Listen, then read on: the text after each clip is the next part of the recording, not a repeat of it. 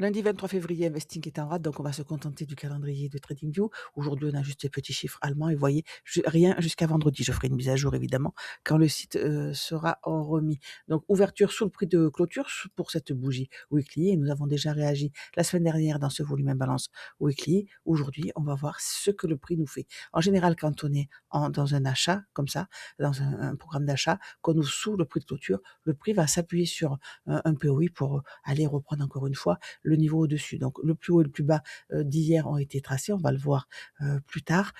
En dessous de nous, on a créé aussi ce suspension block, donc un signe haussier, mais n'était-ce que pour aller prendre cet ancien haut et retravailler ce volume imbalance. On va voir maintenant s'il tient. Les conclusions pour ce profil hebdomadaire, on peut très bien avoir un prix avec une première impulsion vers le bas. On aurait le premier, le mouvement principal vers le haut et on s'appuie sur le plus haut la semaine dernière pour faire la mèche du bas. C'est une possibilité. Pour le moment, on n'en est pas là. On va chercher les POI en dessous. En weekly, on voit qu'on a encore une fois, je vous le répète, ce suspension block qui est bien plus bas. C'est en H4 comme d'habitude que je vais trouver mes POI pour mon plan du jour. POI en H4, vous vous rappelez qu'on avait déjà utilisé cette imbalance qui est en discount de la trend haussière, hein. On avait ce BOS ici avec des bougies qui ont clôturé en dessous. On est redescendu en discount.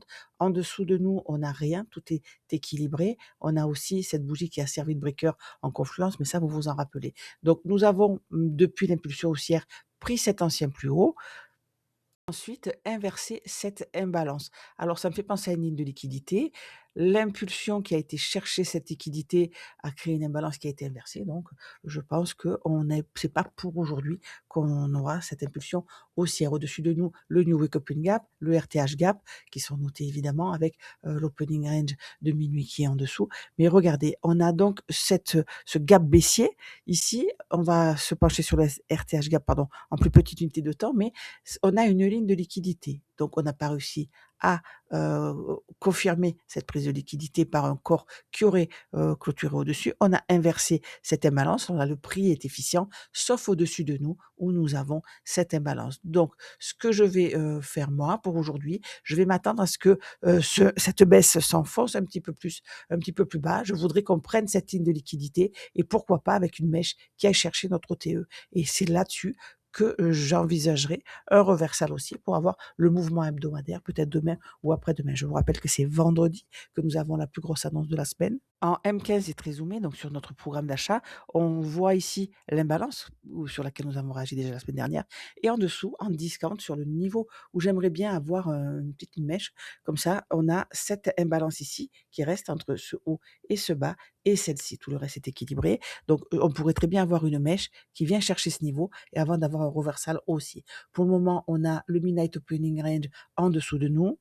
Un RTH gap de 112 points, visible à droite en M1, à gauche le M15, c'est notre setup de travail. Prise de l'Asia de l'eau, réaction dans cette toute petite imbalance ici, il reste un petit déséquilibre et on voit qu'on a eu notre reversal. Nous sommes passés au-dessus du Midnight Open. En dessus de nous, on va évidemment voir ce que je voudrais, moi, c'est qu'on aille rechercher peut-être le point médian de notre RTH gap ici sur ce niveau-là et en même temps prendre l'Asian High et avoir enfin un mouvement qui va chercher les 24 972. C'est là-dessus que j'envisagerai un achat plus important. Pour le moment, on est dans ce programme de vente. On a encore de la liquidité au-dessus de nous à aller chercher. Donc, logiquement, je m'attendrai à ce que le prix monte encore chercher cette liquidité. Là-dessus, j'envisagerai peut-être un short pour aller chercher le plus bas qu'on a vu, celui-ci sur les 25 022 et une réaction dans cette imbalance. Et là-dessus, ensuite, j'envisagerai une nouvelle jambe haussière. Donc voilà, vous avez mon plan pour aujourd'hui, demain et peut-être même jusqu'à vendredi puisque on a cette grosse annonce vendredi et pour le moment, rien avant.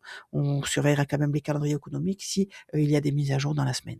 Donc attendre la prise de liquidité de l'Open, c'est maintenant dans 10 minutes. En dessous de nous, on a cette imbalance. Et pourquoi je la surveille? Parce qu'elle a pris cette ligne de liquidité. On a été chercher impulsion haussière, on laisse une imbalance, on va chercher une ligne de liquidité. Si évidemment on l'inverse, je me dirais que cette toute petite prise de liquidité suffit à redescendre déjà sous mon 8h30, hein, nous sommes exactement dessus, à aller chercher le Midnight Open, l'opening range et ensuite mes niveaux d'en dessous. Nous sommes donc dans cette trend haussière, à surveiller évidemment son point médian. Le médian est ici, impulsion haussière, on a ce breaker et en face ce breaker, on a évidemment cette petite imbalance, celle-ci, mais surtout c'est mon point médian qui m'intéresse. Pourquoi? Parce que juste en dessous, regardez, notre midnight opening price.